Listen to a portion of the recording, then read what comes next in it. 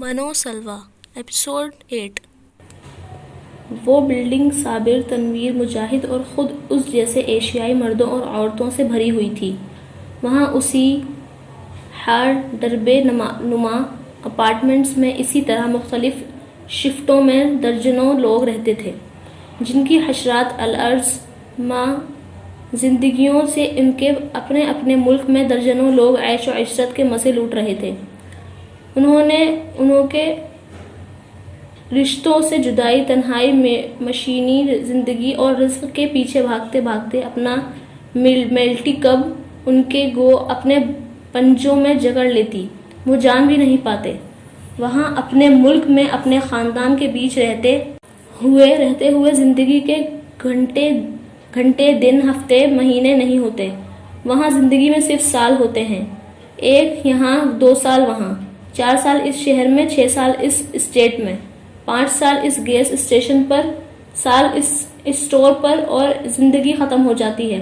اس نے اپنے آنے کے 2 گھنٹے بعد صابر سے پوچھا، مسجد کہاں ہے یہاں پر؟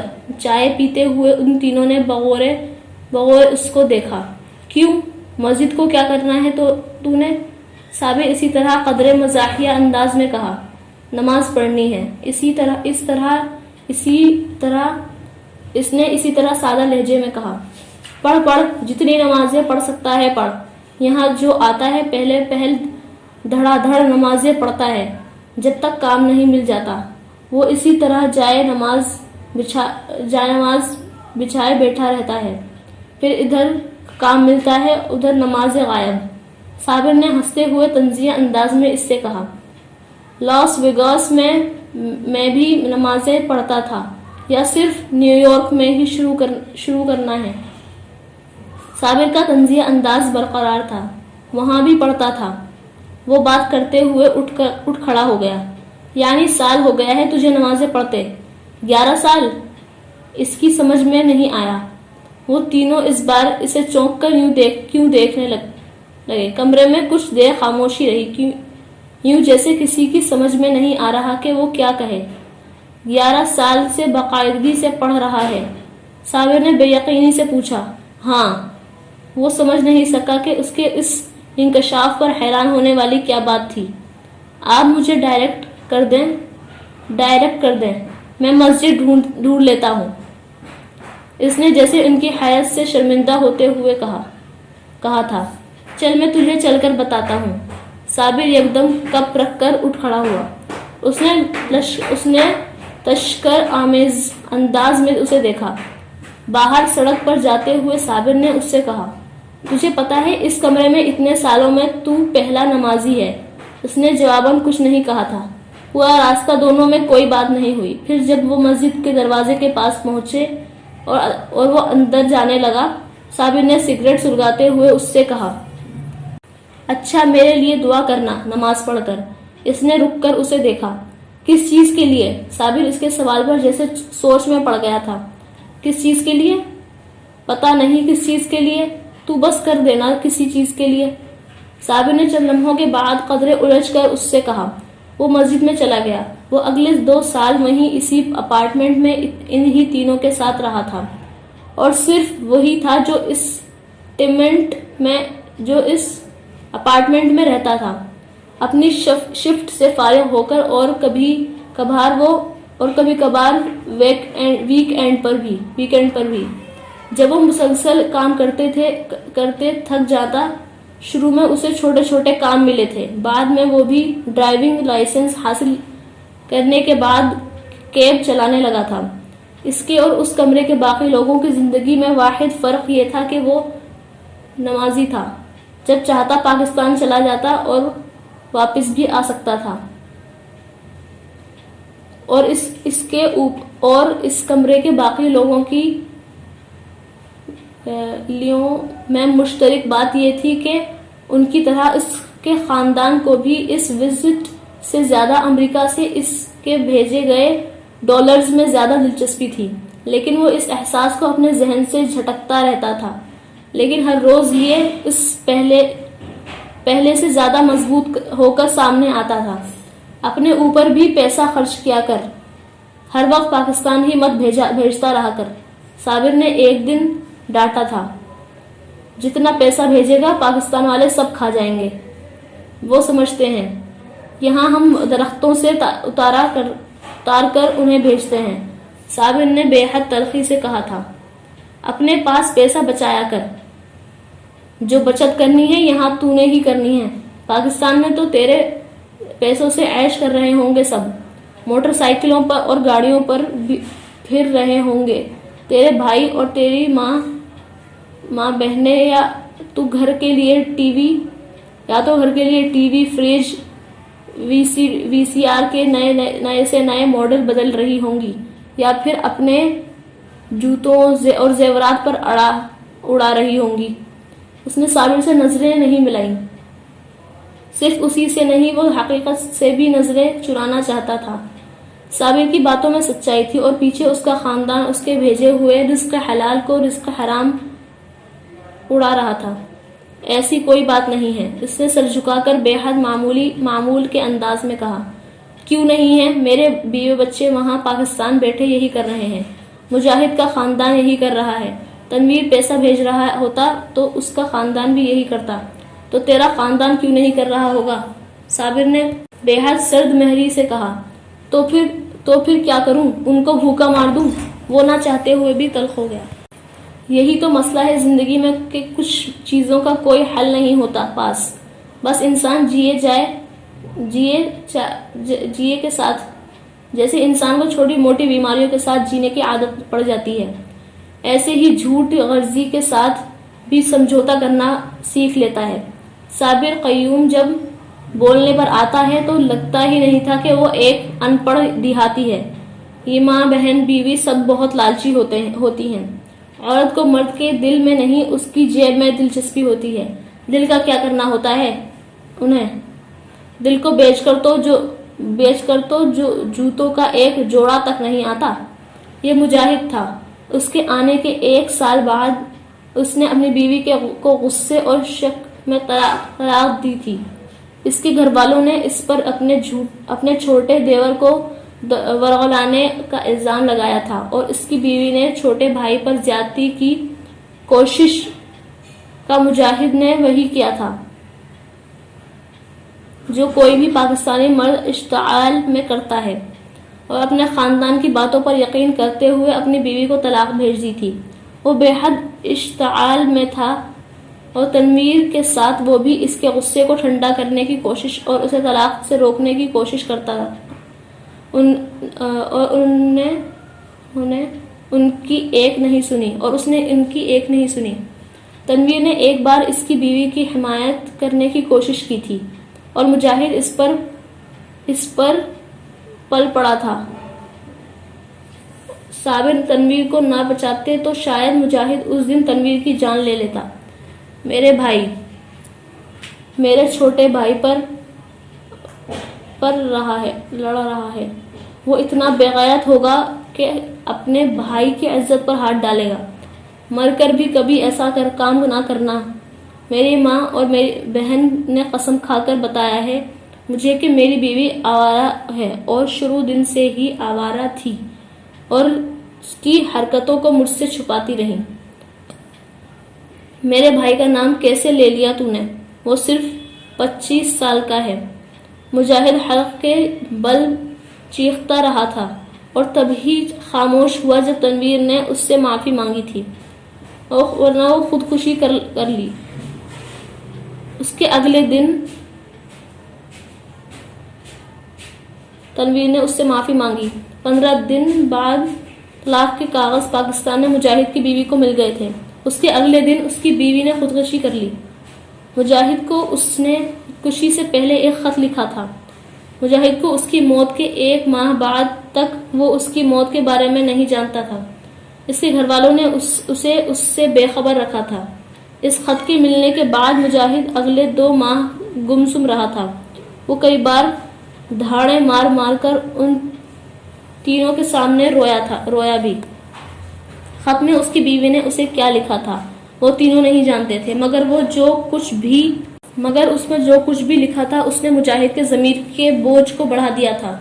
6 माह उसने अपने घर वालों को एक कॉल नहीं की, 1 रुपया नहीं भेजा, ना ही ان کی کوئی کال ریسیو کی۔ اس کے گھر والوں نے بوکھلاہٹ میں نیو یارک میں ہر واقف کار اور مجاہد کے ہر دوست کو فون کرنا شروع کر دیے تھے کہ وہ مجاہد کو گھر والوں کی مالی حالت کے بارے میں بتائے تاکہ وہ انہیں دوبارہ پیسے بھیجنا شروع کر دے۔ 6 ماہ کے بعد مجاہد نارمل ہو گیا تھا۔ گھر والوں کی ہنڈی ایک بار پھر جانے لگی تھی۔ وہ فون بھی ہونے لگے تھے۔ البتہ اس نے اپنے چھوٹے بھائی سے دوبارہ کبھی بات نہیں کی۔ اس نے پاکستان واپسی کے اپنے سارے خواب بھی ختم کر دیے تھے، اس کے باوجود کہ انہی دنوں اس کی امیگریشن ہو گئی تھی۔ وہ خود انہی دنوں امریکہ میں آنے کے 2.5 سال بعد اپنی چھوٹی بہن کی شادی میں شرکت کے لیے پاکستان جانے کی تیاری کر رہا تھا اور بے حد خوش تھا، مگر وہ پاکستان نہیں جا سکا۔ اس کی بہن مسلسل فون پر اسے چند مزید زیورات کے لیے روپے بھجوانے پر اصرار کر رہی تھی۔ میرے پاس فی الحال بالکل پیسے نہیں ہیں، ٹکٹ کے پیسوں کے علاوہ۔ تم دوبارہ انتظار کر لو، تم دو ماہ انتظار کر لو۔ میں شادی میں شرکت کے بعد جب واپس امریکہ آؤں گا تو تمہیں ان زیورات کے لیے روپے بھیج دوں گا۔ اس نے فون پر اپنی بہن سے کہا تھا، اگر شادی پر سارے زیور نہیں پہنے تو بعد میں پہننے کا کیا فائدہ؟ لوگوں کو پتہ کیسے چلے گا کہ میرے میکے والوں نے مجھے کتنا زیور دیا ہے؟ اس کی بہن اپنے مطالبے پر جمی ہوئی تھی۔ لیکن شہلا، میرے پاس واقعی پیسے نہیں ہیں۔ اس نے اپنی بے بسی کا اظہار کیا۔ آپ ایسا کریں کہ ٹکٹ کے پیسے مجھے بھجوا دیں، باقی کی رقم امی اور ابو کہیں سے ادھار لے لیں گے، اس کی بہن نے بڑے اطمینان سے کہا۔ وہ بہت دیر کچھ بول نہیں سکا، یہ بھی نہیں کہ وہ پہلے ہی ٹکٹ خرید چکا ہے۔ ٹھیک ہے، میں تمہیں ٹکٹ کے پیسے بھجوا دیتا ہوں، آپ 2 ماہ بعد آ جائیں، جب ٹکٹ کے دوبارہ پیسے اکٹھے ہو جائیں، میں شادی کی مووی بنوا کر بھجوا دوں گی آپ کو دکھانے کے لیے بھائی جان، وہ اب چہکتے ہوئے بتا رہی تھی۔ وہ چپ چاپ سنتا رہا۔ ٹکٹ ری فنڈ کروا کر اس نے دوسرے دن وہ رقم پاکستان بھجوا دی، اور پھر چند دنوں کے بعد کسی جاننے والے کے ہاتھ وہ چیزیں بھی، اور وہ پچھلے کچھ عرصے سے اس لیے خرید رہا تھا کہ پاکستان جانے پر سب کو دے۔ اس نے صابر، تنویر یا مجاہد میں سے کسی کو اپنے پاکستان نہ جانے کی اصل وجہ نہیں بتائی تھی۔ وہ اس کی طرح وہاں بیٹھ کر اپنے گھر والوں کے عیب جوئی نہیں کر سکتا تھا۔ اسے نیو یارک میں 2 سال ہونے والے تھے جب اچانک ہارٹ اٹیک کی وجہ سے صابر کی موت ہو گئی تھی۔ وہ ہاسپٹل جانے سے پہلے ہی دم توڑ گیا تھا۔ مجاہد نے صابر کے بیٹوں کو فون کر کے انہیں اس موت کی اطلاع دی تھی۔ وہ رنجیدہ ہوئے تھے۔ مجاہد ان سے صابر کی ڈیڈ باڈی کو پاکستان بھجوانے کا انتظامات کرنے کے سلسلے میں بات کرنا چاہتا تھا، مگر ان میں سے کسی کو اس کی ڈیڈ باڈی وصول کرنے یا اسے لینے پاکستان منگوانے کے لیے پیسہ خرچ کرنے میں دلچسپی نہیں تھی۔ وہ چاہتے تھے اسے وہیں دفن کر دیا جائے اور اس کے پاس بینک میں موجود رقم اور دوسری جائیداد کی تفصیلات سے انہیں آگاہ کر دیا جائے۔ وہ اس سلسلے میں امریکہ آنے کے لیے بھی تیار تھے۔ اس نے مجاہد اور تنویر کے ساتھ زندگی کا یہ رخ بھی دیکھ لیا تھا۔ پورا 1 ہفتہ وہ مجاہد کے سلسلے صابر کے بیٹوں کو لاش پاکستان منگوا لینے پر رضامند کرنے کی کوشش کرتا رہا اور ناکام رہا۔ وہ اس سلسلے میں اس قسم کی رقم خرچ کرنے یا انتظامات کے لیے تیار نہیں تھے۔ مجاہد اور تنویر کے ساتھ مل کر چندہ جمع کر کے اس نے خود ہی صابر قیوم کی لاش کو پاکستان بھجوانے کا انتظام کیا تھا۔ مجاہد اور تنویر نے اسے ہی صابر قیوم کے سامان اور ڈیڈ باڈی کے ساتھ پاکستان بھجوایا تھا، اور اس زمین پر صابر قیوم اپنے بڑھاپے میں کاشتکاری نہیں کر سکا تھا۔ انہوں نے کوشش کی تھی کہ وہ کم سے کم اسے دفن ضرور کر سکے۔ جہاز پر امریکہ سے پاکستان کے طویل فضائی سفر کے دوران صابر قیوم کی ڈیڈ باڈی کے ساتھ کرتے ہوئے وہ صابر قیوم کے بارے میں نہیں سوچتا رہا، وہ صرف اپنے بارے میں سوچتا رہا۔ کیا کسی کا اسی طرح جہاز پر کوئی اس کے تابوت کے ساتھ سفر کر رہا ہوگا؟ کیا کسی دن اسی طرح جہاز پر کوئی اس کے تابوت کے ساتھ سفر کر رہا ہوگا؟ جہاز کا باتھ روم استعمال کرتے ہوئے ہاتھ دھوتے ہوئے اس کی نظر اپنی کلائی پر پڑی تھی اور خوف کی ایک لہر سی اس نے اپنے جسم سے گزرتی محسوس کی تھی۔ اپنی کلائی پر پتھر کے بت کی طرف نظر گاڑے اس نے ایک ہولناک انکشاف کے ساتھ اس دن اس سفر کو اپنی زندگی کا بدترین سفر سمجھا تھا۔ وہ جانتا تھا کہ باتھ روم سے نکلنے کے بعد 1.5 منٹ چلنے کے بعد وہ اصلی سیٹ پر بیٹھتے ہوئے جس پیسنجر پر پاؤں کے پاس رکھے بیگ سے ٹھوکر کھا کر گرنے والا تھا، وہ خوش قسمتی تھی جو اس جہاز پر پرواز کر کے 15 گھنٹے میں 25 سال 8 ماہ 4 دن اور 15 گھنٹے کے طویل انتظار کے بعد بالآخر اس سے ملنے والی تھی۔ زندگی کے آخری لمحوں میں اس نے ایک بار پھر اپنی موت کا چہرہ دیکھنے کی کوشش کی۔ وہ ناکام رہی۔ وہ اس کے پیروں کے علاوہ کچھ نہیں دیکھ سکی تھی۔ فرش پر چلتے پھرتے اس کے پیر وہ وارڈروب کی طرف جا رہا تھا۔ بلند آواز میں کچھ کہتے ہوئے کیا کہہ رہا تھا وہ سمجھ نہیں پا رہی تھی۔ اس کے ذہن نے ایک دم الفاظ کا مفہوم سمجھنا چھوڑ دیا تھا۔ ہر آواز اس کے لیے شور بن گئی تھی، ایک بے معنی، بے ہنگم، بے مقصد شور۔ وہ فرش پر اس کے پیروں کے قریب وارڈروب میں موجود کپڑوں کو گرتے دیکھ رہی تھی۔ وہ اب بھی کچھ کہہ رہا تھا، پھر اس نے اپنے بیڈ سائڈ ٹیبل کی دراز کی طرف اسے جاتے دیکھا۔ وہ کمرے میں ہر طرف کسی چیز کو تلاش کر رہا تھا۔ زندگی کے آخری لمحات میں بھی وہ جانتی تھی کہ اسے کس شے کی تلاش تھی، پیسے کی، اور اس تلاش میں شاید اسے یہ احساس بھی نہیں رہا تھا کہ کچھ دیر پہلے اس نے جسے بری طرح زد و کوب کیا تھا وہ مر رہی تھی یا مرنے والی تھی، ورنہ آخر یہ کیسے ہو سکتا تھا کہ وہ اسے مرنے دیتا؟ آخر وہ اس کا شوہر تھا، آخر وہ اس سے محبت کرتا تھا۔ شوہر، محبت، شوہر۔ اس کا ذہن اب جیسے کسی شے کو، کسی لفظ کو کوئی مفہوم دینے میں ناکام ہو رہا تھا۔ اوندھے منہ فرش پر گری وہ بے حد کوشش کے باوجود بھی کراہ نہیں پا رہی تھی، بے حد کوشش کے باوجود بھی اپنے وجود کو حرکت دینے میں ناکام ہو رہی تھی۔ صرف اس کا سانس تھا جو ابھی چل رہا تھا۔ کیوں چل رہا تھا؟ کیا رہ گیا تھا؟ موت اس کے کمرے کے فرش پر ابھی بھی ادھر سے ادھر چل رہی تھی۔ اس نے بے یقینی سے ایک آخری بار جیسے سوچنے کی کوشش کی، تو کیا اتنے سالوں سے وہ اپنی موت سے محبت میں مبتلا تھی؟ وہ اتنے سالوں سے کیا وہ اپنے موت کے ساتھ ایک گھر میں، ایک ہی کمرے میں، ایک ہی بستر پر رہتی آ رہی تھی؟ ضروری کو آخری سانس لینے تک یہ یقین نہیں آ رہا تھا کہ وہ اس شخص کے ہاتھوں مر رہی تھی جو اس کی زندگی تھا۔ اس نے بے یقینی سے سامنے بیٹھے وکیل کو دیکھا، پھر اپنے کپکپاتے ہاتھوں کو مٹھیوں کی صورت میں بھینچ لیا۔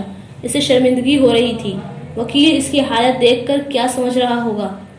وہ کچھ سمجھ رہا تھا یا نہیں؟ بہرحال اس وقت اس کے بولنے کا انتظار کر رہا تھا۔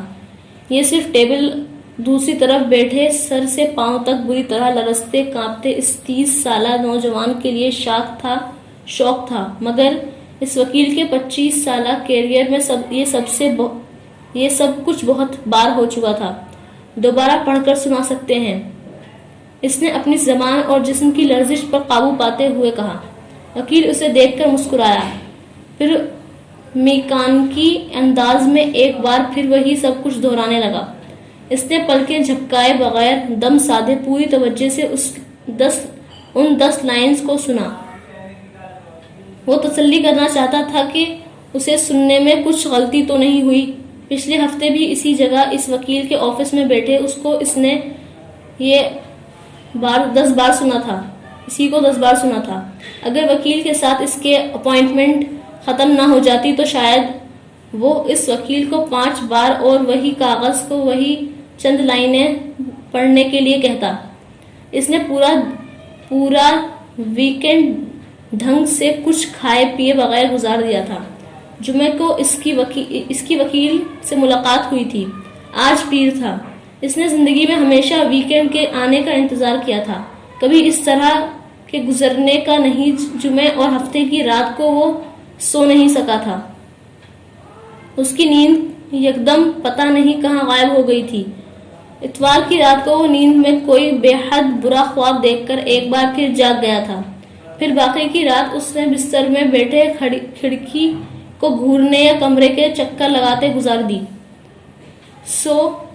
سوموار کی صبح وہ اس لا فرم کے کھلنے سے بھی پہلے جا کر وہاں بیٹھ گیا تھا، جس کے ساتھ 2 ہنسلک تھا۔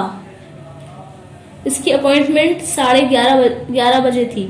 وہ تب تک سخت سردی میں پارکنگ لاٹ میں گھوم رہا تھا، یوں جیسے اسے ڈر ہو کہ وہ وہاں سے ہٹا تو یہ سب کچھ کسی خواب کی طرح غائب ہو جائے گا۔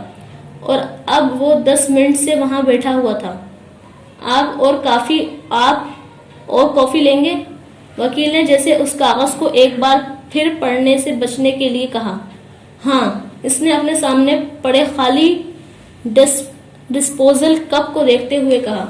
وکیل نے خود اٹھنے کے بجائے انٹرکام کا ریسیور اٹھا کر اپنی سیکریٹری کو اندر بلایا۔ وہ کمرے کے ایک کونے میں ہی پڑے کافی میکر سے کافی کے 2 کپ ان دونوں کے سامنے رکھ گئی۔ وکیل نے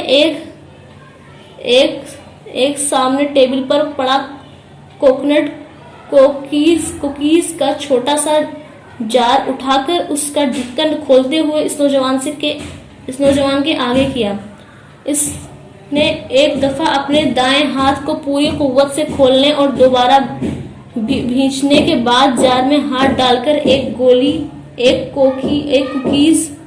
کوکی نکالا۔ وکیل نے خود بھی ایک کوکی نکالتے ہوئے جار کو دوبارہ بند کر کے اسی سائڈ ٹیبل پر رکھ دیا۔ سامنے بیٹھے نوجوان نے کوکی کا آدھے سے زیادہ حصہ دانتوں سے کاٹ کر کافی کا ایک گھونٹ لیا، پھر ہونٹوں پر زبان پھیرتے ہوئے وکیل سے کہا، آپ اس کاغذ کو ایک بار پھر پڑھیں۔ وکیل کا دل چاہا وہ اب اپنا سر پیٹ لے۔ یہ کیا ہے؟ شیراز نے حیرانی سے اسی قیمتی پرفیوم کو دیکھا جو زینب اس کی طرف بڑھا رہی تھی۔ وہ اگلے دن اکیڈمی جانے والا تھا اور اس دن اسے لے کر باہر کھانا کھلانے آیا تھا۔ کوئی دوسری ہوتی تو ضیاء اسے کبھی اس طرح منگیتر کے ساتھ باہر جانے نہ دیتے، مگر یہ زینی تھی اور اس کی ضد پر انہوں نے ہتھیار ڈال دیے تھے۔ وہ زندگی میں پہلی بار شیراز کے ساتھ اکیلی کہیں باہر جا رہی تھی۔ ایک چھوٹے سے ریسٹورینٹ میں کھانا کھانے کے بعد وہ اسے ایک پارک میں لے آیا تھا۔ پارک بینچ پر بیٹھے باتیں کرتے ہوئے زینب نے اپنے بیگ سے وہ پرفیوم نکال کر شیراز کے ہاتھ میں تھمایا تھا۔ آپ کے لیے ہے یہ، زینب نے مسکراتے ہوئے شیراز سے کہا۔ آپ کو بہت پسند تھا نا؟ وہ 4-6 ماہ پہلے کسی دوست کے گھر سے وہ پرفیوم لگا کر زینب کے گھر آیا تھا۔ ارے میں کہاں اس طرح کے مہنگے پرفیوم خرید سکتا ہوں، یہ تو ایک دوست کے گھر گیا تھا، وہیں استعمال کر لیا، اس نے تب زینب کے پوچھنے پر بتایا تھا۔ وہ شرٹ اس نے اگلے چند ہفتے دوبارہ نہیں پہنی بلکہ اپنی دوسری شرٹس کے ساتھ رکھ دیا جن میں اسے اسی پرفیوم کی مہک آنے لگی تھی، اور وہ اگلے کئی دن ان شرٹس کو استعمال کرتا رہا۔ زینب کو اس نے ہنسی میں یہ بات بتائی تھی۔ کتنے کا ہوگا یہ پرفیوم؟ زینب نے تب بے حد سنجیدگی سے اس سے پوچھا۔ 2-2.5 ہزار کا، شیراز نے بتایا۔ پھر اس نے ایک ہلکا سا قہقہ لگا کر کہا تھا، یہ کوئی شرٹ اور گھڑی نہیں ہے زینب بی بی جو تم مجھے فوراً لا دو گی۔ وہ جانتا تھا زینی اس سے اس پرفیوم کی قیمت کیوں پوچھ رہی تھی۔ زینب نے کوئی جواب نہیں دیا۔ وہ 2.5 ہزار واقعی معمولی رقم نہیں تھی، اور اب اتنے ماہ کے بعد ہیوگو باس ہیگو باس شہراز کے ہاتھوں میں تھا. لیکن اتنے پیسے کہاں سے آئے تمہارے پاس؟ شہراز اسے حیرانی سے دیکھ رہا تھا. یہ مت پوچھیں، زینب نے بے اختیار کہا. پھر بھی شہراز نے اصرار کیا. میں نے کہا نا یہ مت پوچھیں. وہ اسے یہ نہیں بتانا چاہتی تھی کہ اس نے پچھلے کئی ماہ سے اپنے لیے کپڑوں کا ایک جوڑا بھی نہیں بنوایا تھا. وہ ضیا سے جیب خرچ کے طور پر ملنے والے روپے تک بچا رہی تھی. اپنے چھوٹے موٹے اخراجات اور کالج آنے جانے کا کرایہ وہ ٹیوشن سے نکال لیتی تھی، اور اس میں بہت کم ایسا ہوا تھا کہ اس نے کالج میں کینٹین سے کچھ کھایا تھا. اگر شہراز ان مہینوں میں وقتاً فوقتاً ادھار رقم نہ لیتا رہا ہوتا تو زینب بہت پہلے اسے وہ پرفیوم خرید کر دے دیتی. شہراز اب پیکنگ کھول کر قدرے جوش کے عالم میں وہ پرفیوم لگا رہا تھا. زینی اس کے پرفیوم سے پھیلی خوشی کو دیکھ رہی تھی. اسے اس سے زیادہ کچھ نہیں چاہیے تھا کہ وہ خوش تھا. اس کے دیے گئے پرفیوم نے اسے مسرور کیا تھا. تم بہت عجیب ہو زینی، اس نے پرفیوم دوبارہ ڈبے میں رکھتے ہوئے ہلکی سی ہنسی کے ساتھ کہا. کیوں عجیب کیوں ہوں؟ زینی نے چونک کر اسے دیکھا. محبت میں اس طرح تو مرد کرتے ہیں کہ عورت کی زبان پر کسی چیز کا مطالبہ آئے اور وہ اس کی بازی لگا کر اس کو پورا کر دے. ایسی عورتیں نہیں دیکھی جو یہ کرتی ہوں. شہراز اس بار بے حد سنجیدگی کے ساتھ اس کا چہرہ دیکھ رہا تھا. محبت میں کہاں لکھا ہے کون کس کے لیے کیا کرے گا اور کس کو کس کے لیے کرنا چاہیے؟ بس یہ دل کی بات ہے. میں وہ کرتی ہوں جو میرا دل مجھ سے کہتا ہے، اور آپ کو اس خوشی کو تک نہیں ہو سکتا جو مجھے ہوتی ہے. اس خوشی کی توقع نہیں ہو سکتا جو مجھے ہوتی ہے جب میں آپ کے لیے کچھ کرتی ہوں. آپ کے لیے نہیں کرنا تو کس کے لیے کرنا ہے؟ شہراز کے ہاتھ سے پرفیوم لے کر اس نے بڑے قرینے اور سلیقے کے ساتھ پیک کیا. شہراز اسے قدرے بے ڈھنگے انداز میں پیک کیا تھا. میں تمہارے لیے بہت کچھ کروں گا زینی، بہت کچھ. تم میرے گھر میں ملکہ کی طرح رہو گی. شہراز نے یکدم اس کا ہاتھ اپنے ہاتھ میں لیتے ہوئے کہا. اسے واقعی اس وقت زینی پر بڑا پیار آ رہا تھا. گھر میں ملکہ بنا کر چاہے نہ رکھے مگر دل میں کنیز بن کر ضرور رہنے دیں. زینی نے اسے دیکھتے ہوئے کہا. ضرور کنیز بنا کر رکھتا اگر تم اتنی خوبصورت نہ ہوتی. وہ اب اسے چھیڑ رہا تھا. لیکن اب اتنی خوبصورت لڑکی کو کوئی کنیز تھوڑی بناتا ہے. میں بہت اداس ہو جاؤں گی آپ کے بغیر. زینی نے یکدم اداس ہوتے ہوئے کہا. اسے یاد آ گیا تھا کہ وہ اگلے دن اکیڈمی جا رہا تھا. اداس ہونے والی کیا بات ہے، میں 2 ہفتے میں ایک بار تو آ ہی جایا کروں گا. شہراز نے اسے تسلی دی. 2 ہفتوں میں 14 دن ہوتے ہیں. زینی نے بے ساختہ کہا. 1400 تو نہیں ہوتے نا؟ آپ چاہتے ہیں 1400 ہوتے؟ زینی نے ایک دم برا مان کر اپنا ہاتھ اس کے ہاتھ سے کھینچ لیا. مذاق کر رہا تھا میں. چھوٹی چھوٹی باتوں پر برا مان جاتی ہو تم. شہراز نے بے ساختہ کہا. یہ چھوٹی بات ہے کیا؟ وہ مزید برا مانتے ہوئے بولی. اچھا بہت بڑی بات ہے. ہاتھ تو پکڑاؤ. نہیں بس اب گھر چلیں، شام ہو رہی ہے. میں نے تو ابو سے کہا تھا کہ شام ہونے سے پہلے واپس آ جاؤں گی. وہ یکدم بینچ سے اٹھ کھڑی ہوئی. اسے اندھیرا پھیلنے کا احساس ہوا تھا. شام کیا رات بھی ہو جاتی تو کیا ہے، تم میرے ساتھ ہو. شہراز نے ایک گہرا سانس لیتے ہوئے کہا اور خود بھی اٹھ کھڑا ہوا. ابو بہت ناراض ہوں گے، پہلے ہی انہوں نے بہت مشکل سے اجازت دی ہے. زینی نے قدم بڑھاتے ہوئے کہا. تم مجھ سے اکیڈمی ملنے آؤ گی؟ شہراز نے اس کے ساتھ چلتے ہوئے پوچھا. نہیں، ابو روز اس طرح اکیلے کہیں جانے کی اجازت نہیں دیں گے. زینی نے بے ساختہ کہا. میں خود چچا سے بات کر لوں گا. فضول باتیں مت کریں. تم نے خود ہی تو کہا تھا کہ تم میرے بغیر اداس ہو جاؤ گی. میں چچا کو یہی بتاؤں گا. آپ ابو سے یہ کہیں گے؟ زینی نے ٹھٹک کر بے یقینی سے اس کو دیکھا. ہاں یہی کہوں گا. تم چاہتی ہو کچھ اور کہوں تو وہ بھی بتا دو. شہراز نے بے حد سنجیدگی سے اور اطمینان سے زینی سے کہا. میں چاہتا ہوں اب ہم مہینے میں 1-2 بار اسی طرح کھانا کھانے کہیں جایا کریں، پھر اسی طرح کسی پارک میں۔ چچا اجازت نہیں دیں تو بھی ہم جایا کریں گے۔ میں کسی دن کالج سے تمہیں لینے آ سکتا ہوں۔ وہ ٹھٹک گئی۔ 2 قدم چل کر شیراز نے مڑ کر دیکھا۔ وہ وہیں کھڑی تھی۔ بے حد ہکا بکا انداز میں شیراز نے بے اختیار اپنی مسکراہٹ ضبط کی۔ کیا ہوا زینی؟ کیا پارک میں کچھ دیر اور بیٹھنا چاہتی ہو؟ میں تو پہلے ہی تم سے کہہ رہا تھا کہ جلد گھر جانے کی کیا ضرورت ہے، اس نے پوچھا۔ زینی کو احساس ہوا وہ اسے جان بوجھ کر تنگ کر رہا تھا۔ اس کی جیسے جان میں جان آئی، اور شیراز کا مذاق اکثر اس کے سر کے اوپر سے گزرتا تھا۔ میں تو ڈر گئی تھی، اس نے ایک قدم بڑھاتے ہوئے بے ساختہ کہا، حالانکہ اس نے ڈرانے والی کوئی بات نہیں تھی۔ آخر لڑکیاں ڈیٹنگ کرتے ہیں۔ اس پارک میں جو اتنے کپلز تمہیں نظر آ رہے ہیں، تمہارا کیا خیال ہے کہ وہ سب میاں بیوی ہیں؟ شیراز نے ادھر ادھر نظر دوڑاتے ہوئے اسے چند جوڑوں کی طرف متوجہ کیا۔ ویسے مجھے اس طرح کی لڑکیاں اچھی لگتی ہیں، اس نے مزید کہا۔ کس طرح کی؟ زینی نے بے ساختہ پوچھا۔ ماڈرن اسٹائلش لڑکیاں، اس نے ستائشی انداز میں پارک میں چلتی پھرتی لڑکیوں پر نظر ڈالتے ہوئے کہا۔ اس طرح کے کپڑوں میں، کٹے ہوئے بالوں کے ساتھ، اس طرح کے میک اپ میں؟ زینی کو جیسے یقین نہیں آیا۔ ہاں، کیا غلط ہے اس سب میں؟ بیوی ایسی ہونی چاہیے کہ لوگ مڑ مڑ کر دیکھیں۔ ذرا دیکھو، ہو جانے دو پھر کرتے ہیں تمہارے ساتھ بھی کچھ۔ شیراز نے بات کرتے کرتے یکدم اسے سر سے پاؤں تک دیکھتے ہوئے کہا۔ وہ ایک لخت کے لیے گڑبڑائی، پھر ہنس پڑی۔ اسے یاد آ گیا تھا شیراز کو مذاق کرنے کی عادت تھی، اور وہ پھر اس کے مذاق کو حقیقت سمجھ رہی تھی۔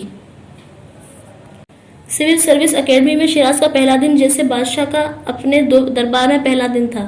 پہلے دن پوزیشن لینے والوں کے بارے میں بیچ ہی نہیں فیکلٹی کے ہر ممبر کو بھی دلچسپی تھی، اور شیراز زندگی میں پہلی بار جیسے درجہ اندر بنا ہوا تھا، مگر صرف چند گھنٹوں میں ہی وہ راجہ اندر اپنے تخت سے معزول ہو گیا تھا۔ اس کے علاوہ پہلی 5 پوزیشن پر آنے والے کامنرز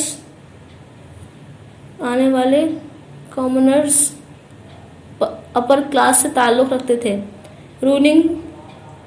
رولنگ کلائنٹ ان سب کے پورے نہیں تو کم سے کم آدھا خاندان پہلے ہی بیوروکریسی میں اہم عہدوں پر فائز تھا۔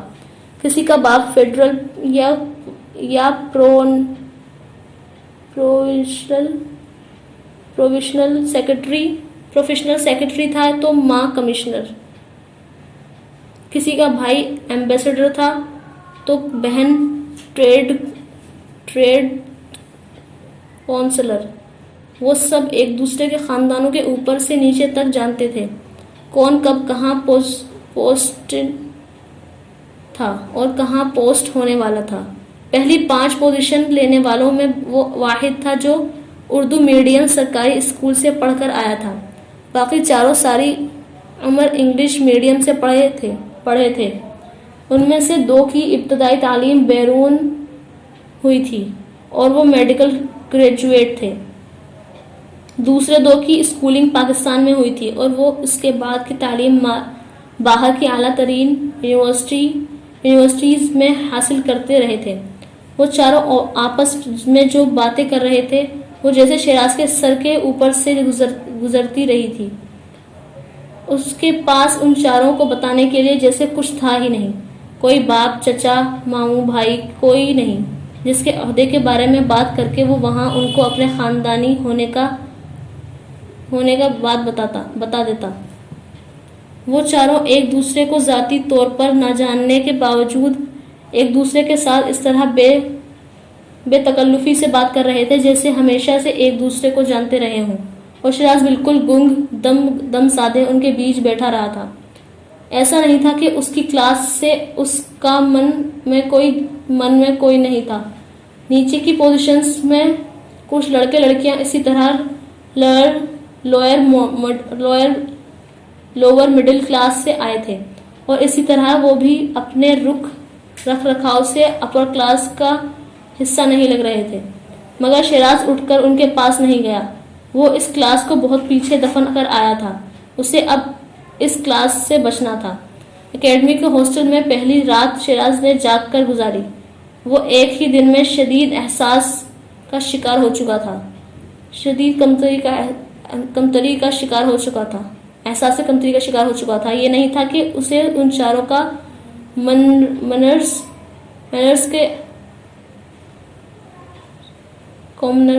ان چاروں کومنرز کے انداز میں جن کے ساتھ وہ سارا دن رہا تھا، یا اپنے خاندان کے کسی قسم کی توہین یا ذلت محسوس ہوتی تھی۔ اس کے برعکس وہ چاروں اسے بڑی توجہ دیتے رہے تھے۔ شاید ان چاروں نے ایک لمحے کے لیے بھی یہ نہیں سوچا ہوگا کہ وہ لوور مڈل کلاس سے آیا تھا، وہ اس کا خاندان بے حد غریب تھا، مگر یہ ساری باتیں شیراز کے اپنے ذہن میں تھیں۔ اس کا بس چلتا تو وہ اپنے خاندان، اپنے محلے اور اپنی کلاس کے ہر شناخت اپنے وجود سے ختم کر دیتا۔ وہ ان جیسا وہ ساری زندگی خواب دیکھتا رہا تھا، اور جن کے جیسا بننے کی خواہش کے لیے جدوجہد اسے اس اکیڈمی میں لے آئی تھی۔ اس رات اکیڈمی کے اس کمرے میں بیٹھ کر اس نے طے کیا تھا کہ وہ اپنی کلاس کی ہر چیز اپنے اوپر سے رگڑ کر مٹا دے گا۔ اس رات اکیڈمی کے اس کمرے میں بیٹھ کر اس نے طے کیا تھا کہ وہ اپنی کلاس کی ہر چیز اپنے اوپر سے رگڑ کر مٹا دے گا۔ اسے ایک ننھے بچے کی طرح ہر شے شروع سے دیکھنا تھی۔ اپر کلاس کھاتی تھی، کس طرح کھاتی تھی، کیا پہنتی تھی، کس طرح پہنتی تھی، اپر کلاس کس طرح جیتی تھی، کیا کرتی تھی، کیا کہتی تھی، کیا زبان بولتی تھی، کن ایشوز کے بارے میں بات کرتی تھی۔ شیراز اکبر سول سروس میں پہلی رات کو ہی جیسے اپنے وجود کی کلوننگ کر رہا تھا۔ شیراز سے بات ہوئی؟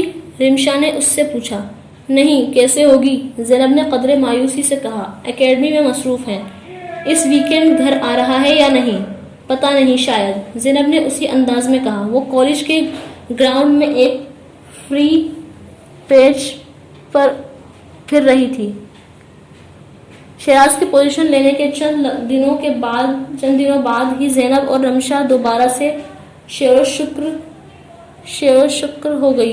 رمشا کے علاوہ زینب کی اور کوئی دوست نہیں تھی، اور رمشا نے زینب سے بہت زیادہ معذرت کی تھی، اور زینب کچھ عرصے اسی طرح موڈ آف رکھتی، مگر شیراز کی کامیابی کی وجہ سے وہ اتنی خوشی تھی کہ اس نے رمشا کو معاف کر دیا تھا۔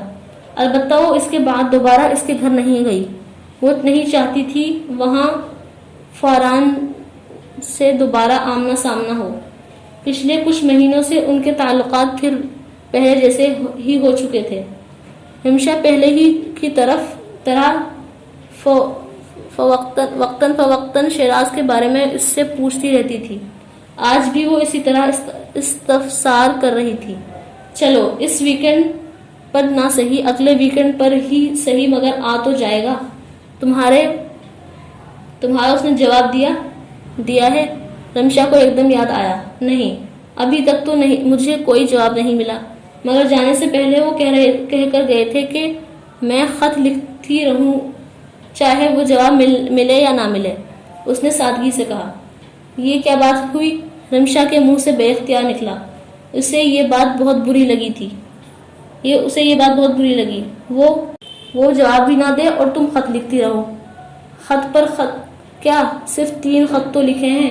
زیری نے جیسے شیراز کا دفاع کیا۔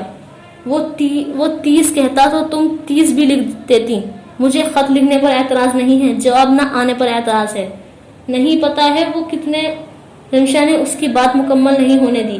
پتا ہے مجھے کہ کتنا مصروف ہوگا وہ وہاں، مگر 4 منٹیں لکھ دینے کے 4 خط لکھ دینے کے لیے گھنٹوں نہیں چاہیے، 4 باتیں لکھ دینے کے لیے گھنٹوں نہیں چاہیے۔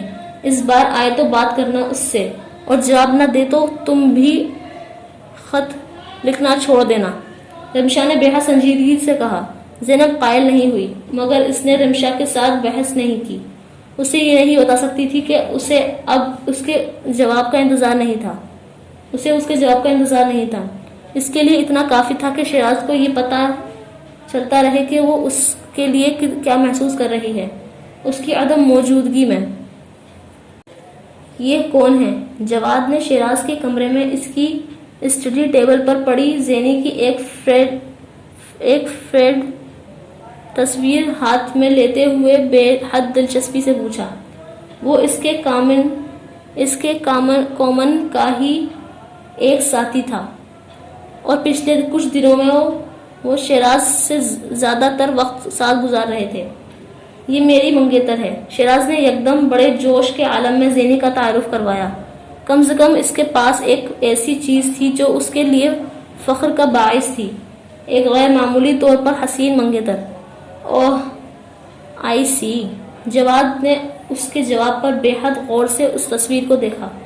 ویری پریٹی، اس نے ستائشی انداز میں کہا۔ کیا کرتے ہیں تمہارے سسر؟ اس نے اسی روانی سے اگلا سوال کیا۔ انکم ٹیکس میں کلرک ہیں۔ اس وقت تک شیراز کا خیال تھا اس کے اپنے باپ کی نسبت ضیا چچا قابل عزت تھی۔ کلرک؟ جواد نے بے ساختہ بے حد حیرانی سے کہا۔ اوہ، پھر اسی انداز میں فوٹو فریم قدرے دلچسپی کے عالم میں اسٹڈی ٹیبل پر رکھ دیا، یوں جیسے یہ ایک دم اس چہرے کی خوبصورتی میں اس کی دلچسپی ختم ہو گئی تھی۔ شیراز نے اس کے ہر انداز کو لاشعوری طور پر محسوس کیا تھا۔ اس کی واحد قابل فخر ملکیت بھی اپر کلاس کے سامنے کھڑے اس فرد کو مرعوب کرنے میں ناکام رہی تھی۔ اچھا، پھر کب تک باہر آ رہے ہو؟ جواد نے اسی سانس میں اگلا سوال کیا۔ کہاں جا رہے ہو تم؟ کھانا کھانے۔ سیما کی برتھ ڈے ہے، وہی لے کر جا رہی ہے۔ خاقان اور نوشین بھی جا رہے ہیں، میں نے سوچا تمہیں بھی ساتھ لے لوں۔ سیما جواد کی منگیتر تھی اور اسی کامن میں سول سروسز اکیڈمی میں تھی۔ نہیں، مجھے کچھ نوٹس تیار کرنے ہیں، تم لوگ جاؤ۔ شیراز نے یکدم جیسے ایک بہانہ کیا کہ برتھ ڈے پر جانے کا مطلب ایک عد و تحفہ اور ایک اضافی خرچہ تھا۔ بند کر یہ پڑھائیاں، پڑھاکو اکیڈمی تو پہنچ گیا ہے پوزیشن لے کر، اب اور کیا کرنا ہے؟ جواد نے بڑی بے تکلفی سے اسے جھڑکا۔ نہیں، واقعی میں پڑھنا چاہتا ہوں، اور تو پڑھنا چاہتا ہے، اور ہم لفنگے ہیں نا جو شام کو آوارہ گردی کے لیے نکل جاتے ہیں۔ چل بس کر، یہاں اکیڈمی میں سارے نقلیں مار کر پاس ہوتے ہیں، مل ملا کر لیں گے پیپر۔ اب کیا ساری عمر اسی طرح کھپتے رہیں گے؟ میں باہر پارکنگ میں انتظار کر رہا ہوں، تیرا فوراً آ جا۔ جواد کہتے ہوئے کمرے سے نکل گیا تھا، مگر شیراز کا دھیان اسٹڈی ٹیبل پر بڑی بے احتیاطی کے عالم میں پڑی زینی کے فوٹوگراف پر تھا۔ آخر کوئی زینی کی تصویر کو اس طرح رکھ کر کیسے جا سکتا تھا؟ کیا واقعی چہرہ کسی حوالے کے بغیر اتنا معمولی تھا کہ جواد جیسا دل پھینک لڑکا بھی اسے یوں ہی رکھ کر چلا گیا تھا؟ شیراز نے وہ احساس فخر کو جیسے بری طرح ٹھیس لگی تھی۔ تو کیا زینی کچھ بھی نہیں تھی، اور وہ خواہ اسے سر پر اٹھائے ہوئے تھا کسی تاج کی طرح؟ اس شام پہلی بار اس نے زینی کی اس فوٹوگراف کو کسی جذبے کے بغیر بہت دیر تک دیکھا۔ خوبصورت گہری سیاہ آنکھیں، سرخ و سفید رنگت، بے حد تیکھے نقوش اور جان لے لینے والی مسکراہٹ۔ آج ان میں سے کسی ایک چیز نے بھی شیراز کا دل اپنی طرف نہیں کھینچا تھا۔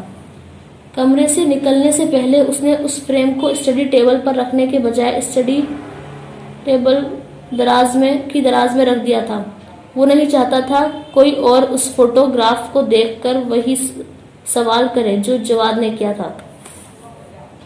اس رات پی سی کے ریسیور ریسٹورنٹ پر بیٹھے شیراز صرف سیما اور نوشین کا ہی نہیں، اس ریسٹورنٹ میں بیٹھے دوسری لڑکیوں کا بھی جائزہ لیتا رہا۔ بلاشبہ وہاں موجود کوئی لڑکی بھی خوبصورتی میں زینی کے مقابلے کھڑی نہیں کی جا سکتی تھی۔ اس کے باوجود وہاں موجود ہر لڑکی شیراز کو زینی سے زیادہ اٹریکٹیو لگ رہی تھی۔ بے حد جدید تراش خراش کے ملبوسات میں ملبوس، تراشیدہ بالوں اور میک اپ کیے بے حد خود اعتمادی سے انگلش میں بات کرتی وہ لڑکیاں کسی بھی مرد کو اپنے طرف متوجہ رکھ سکتی تھیں۔ اور زینب ضیا کیا تھی؟ اس کی طرح ایک سرکاری اسکول سے تعلیم یافتہ گریجویٹ جسے لباس پہننے کا ڈھنگ اور قرینہ آتا تھا، نہ انگریزی میں اس طرح دنیا کے ہر ایشو پر بات کرنے کا سلیقہ، جسے وہ اگر ایسے کسی ہوٹل میں لے آتا تو وہ حواس باختہ ہو جاتی۔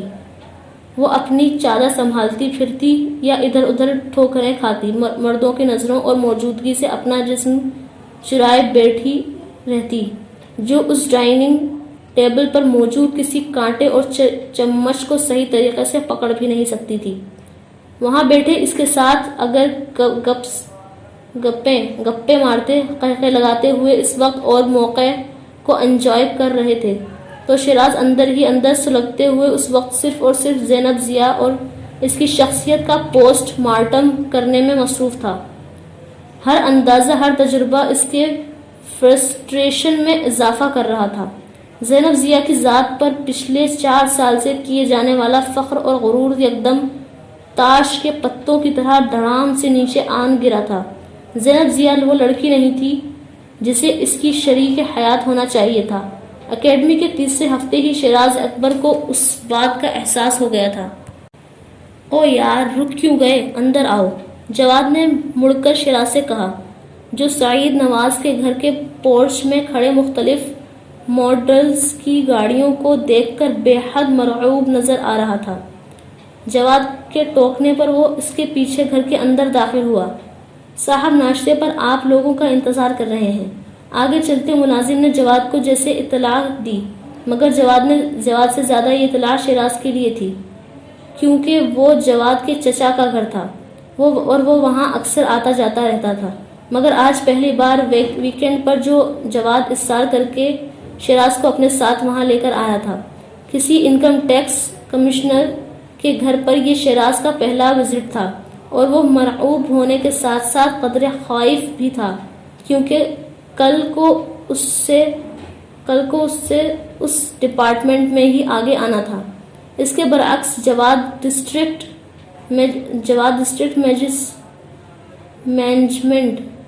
مینجمنٹ گروپ میں تھا۔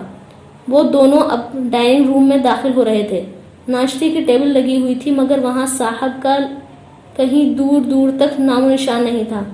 آپ لوگ بیٹھے، میں صاحب کو اطلاع کرتا ہوں، ملازم نے ان سے کہا اور کمرے سے نکل لیا۔ شیراز کی نظر ٹیبل پر رکھے ناشتے کے ان لوازمات پر تھی جنہیں وہ زندگی میں پہلی بار دیکھ رہا تھا۔ ان میں سے سترفی صد کے نام کے تلفظ کی ادائیگی بھی وہ ٹھیک طرح سے نہیں کر سکتا تھا۔ استعمال تو خیر دور کی بات تھی، اسے اپنے ماتھے کے ساتھ ساتھ اپنی ہتھیلیوں پر بھی پسینہ آتا محسوس ہوا تھا۔ بیٹھ جاؤ یار، انکل آتے ہی ہوں گے، جواد نے پہلے کی طرح ایک بار پھر اس سے کہا اور پھر ڈائننگ ٹیبل کی ایک کرسی کھینچ کر بیٹھ گیا۔ اس سے پہلے کہ شیراز بھی اس کی پیروی کرتا، قدموں کی آہٹ اس کے عقب میں سنائی دی تھی، اور ایک ملازم کے ساتھ سعید نواز کمرے میں داخل ہوئے۔ ہیلو انکل، جواد نے ان کے آتے ہی کہا اور اٹھ کر سعید نواز سے ہاتھ ملایا۔ شیراز کچھ اور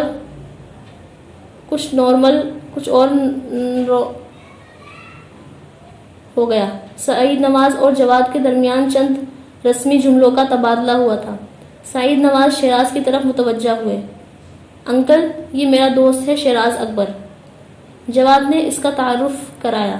شیراز نے بے اختیار آگے بڑھ کر سعید نواز سے ہاتھ ملایا۔ سعید نواز نے بھی اس کا بغور جائزہ لیتے ہوئے اتنی ہی گرم جوشی سے اس سے ہاتھ ملایا تھا۔ آئیں، ناشتہ کرتے ہیں۔ سعید نواز کہتے ہوئے اسے لے کر خود بھی ڈائننگ ٹیبل پر بیٹھ گئے۔ چند ہی لمحوں میں ملازم نے انہیں سرد کرنا شروع کر دیا تھا۔ سعید نواز اب شیراز سے اس کی پوزیشن پر اور ڈپارٹمنٹ کے بارے میں پوچھ رہے تھے۔ شیراز بے حد نروس انداز میں انہیں جواب دے رہا تھا۔ ایک انکم ٹیکس کمشنر کے گھر پر اس کی ٹیبل پر اس کے ساتھ بیٹھ کر کھانا کھانا شیراز کے لیے اس سے پہلے صرف ایک خواب ہی تھا۔ اسے توقع نہیں تھی کہ سعید نواز اسے اتنی اہمیت دیں گے۔ مجھے سیلف میڈ لوگ بہت اچھے لگتے ہیں کیونکہ وہ بہت آگے تک جا سکتے ہیں۔ سعید نواز نے اس کے بیک گراؤنڈ کے بارے میں جاننے کے بعد بے حد ستائشی انداز میں کہا تھا، شینا جاگ رہی ہوتی تو میں تمہیں اس سے بھی ملواتا، وہ بھی انجوائے کرتی تمہاری کمپنی کو۔ سعید نواز نے جس کا نام لیا تھا شیراز اس کے بارے میں پوچھنے کی جرات نہیں کر سکا۔ وہ کون ہے؟ یہ مشکل تھا جواد نے ہی آسان کی۔ یہ مشکل جواد نے ہی آسان کی۔ شینا سعید انکل کی بیٹی ہے، ویری ٹیلنٹڈ۔ جواد نے اس کے عدم موجودگی میں اس کی تعریف کی۔ شیراز صرف ایک ہلکی سی مسکراہٹ دے کر خاموش بیٹھ گیا۔ اسے سعید نواز کی ٹیلنٹڈ بیٹی میں کیا دلچسپی ہو سکتی تھی؟ شیراز کو نیکسٹ ویکینڈ پر میرے فارم ہاؤس پر ہونے والی پارٹی میں انوائٹ کیا تم نے؟ سعید نواز ان دونوں کو چھوڑنے باہر پورچ تک آئے تھے اور وہیں الوداعیہ کلمات کہتے کہتے انہیں جیسے ایک دم یاد آیا اور انہوں نے جواد سے چونک کر پوچھا، نہیں مجھے یاد نہیں رہا۔ جواد بھی چونکا تھا۔ تو بس میں انوائٹ کر رہا ہوں، میں اکثر ایسی پارٹیز دیتا رہتا ہوں، تمہیں بہت مزہ آئے گا وہاں آ کر۔ سعید نواز نے انتہائی درجے کی بے تکلفی کا مظاہرہ کیا۔ شیراز کے لیے یہ ممکن ہی نہیں تھا کہ وہ ایسے موقع کو ہاتھ سے جانے دیتا۔ تمہارے انکل بہت اچھے ہیں۔ وہاں سے واپسی پر شیراز نے راستے میں جواد سے کہا، وہ گاڑی ڈرائیو کر رہا تھا۔ ہاں خیر اچھے تو ہیں، وہ ہیں ہی۔ آئی وش تم شینا سے مل پاتے۔ انکل واقعی ٹھیک کہہ رہے تھے، تم دونوں ایک دوسرے کی کمپنی کو بہت انجوائے کرتے۔ جواد نے ایک بار پھر شینا کا ذکر کیا۔ وہ اس کا کزن نہ ہوتا تو شیراز یقیناً اس بار اس سے شینا کے بارے میں کھل کر پوچھتا، لیکن شیراز اس بار بھی دانستہ چپ ہو رہا۔